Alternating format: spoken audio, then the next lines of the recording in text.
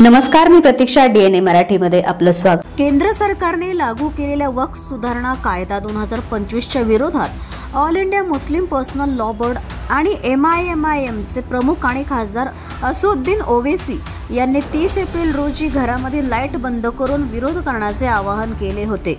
बुधवारी रात्री 9 ते 9:15 वाजेपर्यंत लाईट बंद करून विरोध करण्याचे आवाहन त्यांच्याकडून करण्यात आले. त्यांच्या या आवाहनाला नगर शहरात प्रतिसाद मिळत असून अनेक भागांमध्ये 9 ते 9:15 वाजेपर्यंत लाईट बंद ठेवण्यात आली होती. तसेच या दरम्यान कोणताही अनुचित प्रकार घडू नये यासाठी पोलिसांकडून फिरता बंदोबस्त तैनात करण्यात आला होता.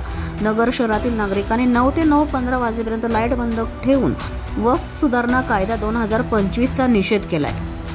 प्रतिनिधी मुंतजीर शेख, DNA मराठी, अहिल्यानगर.